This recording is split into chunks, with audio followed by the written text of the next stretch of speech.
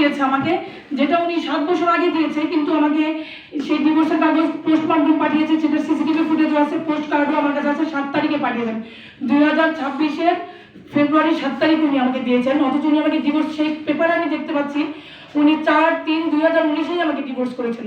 তো 4-3-2019-এ ডিভোর্স করে 7 বছর পর্যন্ত উনি আমার বাড়িতে আসছেন, স্বামীর মতো সব রকম অধিকার ভোগ করছেন। আচ্ছা, মানে সম্পূর্ণ অন্যায়, অবৈধ।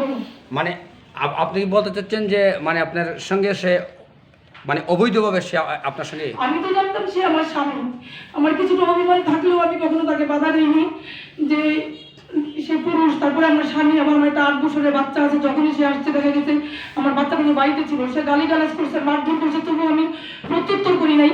কারণ ওই বাড়িটাতে একা থাকি, পাশে তো আরও ফ্ল্যাট ছিল, আর অ্যাপার্টমেন্টে আরও ফ্ল্যাট ছিল, আমি সেই সব সিসিটিভি ফুটেজ আমি দিয়েছি। কিন্তু আমি আমি আমি তো জানতাম সে আমার স্বামী, মনে অভিমান থাকলেও আমি সবাই বিশ্বাসে তাকে আমার সব কিছুই সুপর্দ করছি। কিন্তু আমি তো 2026-এর 7 ফেব্রুয়ারিতে আমি যখন তালাকের কাগজ পেয়েছি, সেটাতে আমি দিয়েছি যে 4 বছর আগে উনি আমাকে ডিভোর্স। তো এখন আপা কি চাচ্ছেন আপনি? আমি এখন ন্যায় বিচার চাচ্ছি। আমি হচ্ছে আমি যখন ডিভোর্সের ব্যাপারটা জেনেছি, জানার পরে ওনার সাথে আমি যোগাযোগের চেষ্টা করেছি, কিন্তু ওনার সাথে আমি যোগাযোগ করতে ব্যর্থ হই। তারপরে আমি থানায় গিয়েছি, একজন উকিলের সাথে কনসাল্ট করার পরে থানায় গিয়েছি। থানায় যাওয়ার পরে ওনারা সব প্রমাণ আগে দেখে তারপরে বলছে এটা প্রতারণার দায়ে ধর্ষণ মামলা হয় 9-1 ধারায়। ধর্ষণ মামলা নিয়েছে। 17 তারিখে ধর্ষণের মামলা হয়েছে। 18 তারিখে পুলিশ তাকে অ্যারেস্ট করে 19 তারিখে তাকে কোর্টে সোপর্দ করার পরে সেখানে মহামান্য ম্যাজিস্ট্রেট দুজনেরই কথা শুনে তারপরে জামিন নামঞ্জুর করে তাকে জেল হাজতে প্রেরণ করেছে।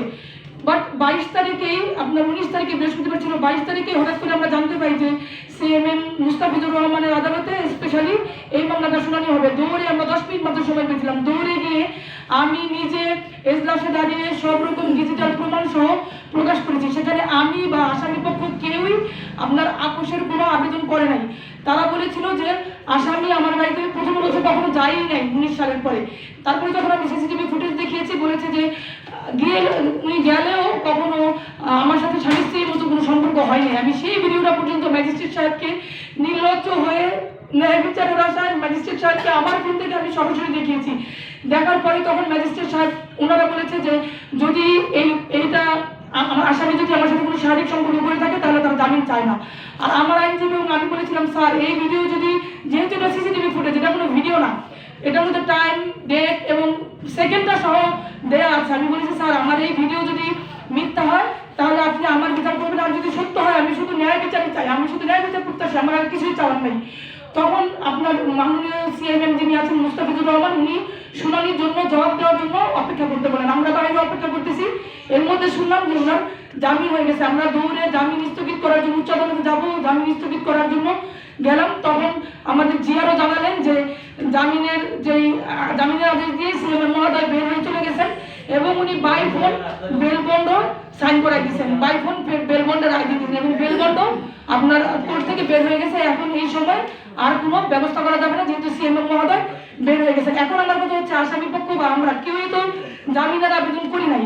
আর আপনার ধর্ষণের মামলায় একদিন বৃহস্পতিবারে আপনার হচ্ছে একজন ম্যাজিস্ট্রেট তাকে জামিন নামঞ্জুর করে জেল হাজতে পাঠালো। রবিবারে স্পেশাল শুনানি করে আপনার আপোষের কোনো প্রথাই নাই। ধর্ষণের মামলায় আপোষের কোনো প্রথাই নাই। আর যেখানে সব ডিজিটাল প্রমাণ আমি বাদী হয়ে নিজে দিয়েছি, উনি কোন শর্তে কিভাবে আপোষের আছে, এটা অন্য কোনোভাবে হয়েছে, প্রথা বহির্ভূত জামিন হয়েছে। আমি ন্যায় বিচার চাই, আমি ন্যায় বিচার চাই। বিচারটা কার কাছে চাচ্ছেন? আমি রাষ্ট্রপতি, আমি মহামান্য আপনার হইতেছে আইন মন্ত্রণালয়ে আমি দরখাস্ত দিয়েছি। আমি রাষ্ট্রপতি, প্রধানমন্ত্রী এবং সচেতন করার জন্য দেশের প্রতিটা নাগরিককে, আমি একজন স্বনামধন্য প্রতিষ্ঠিত ব্যবসায়ী, আমি বাংলাদেশ জুয়েলার্স অ্যাসোসিয়েশনের একজন সম্মানিত সদস্য, আয়াত ডায়মন্ডসের প্রোপাইটার। আমার মতো নারীর সাথে যদি এত বড় অন্যায় হওয়ার পরে আমি যথাযোগ্য আইনানুগ ব্যবস্থা নিয়েছি, যেখানে যা কিছু করার দরকার সবকিছু আমি করেছি। আমি একজন ওয়েল ওমেন, আমি ইকোনমিক্স অনার্স মাস্টার্স দুইটাতে আমার ফার্স্ট ক্লাস পাস। আমার মতো নারীর সাথে যদি এত বড় প্রতারণা হয় তাহলে দেশের আরো যেই আপনার বঞ্চিত নির্যাতন হচ্ছে। প্লিজ আরেকটা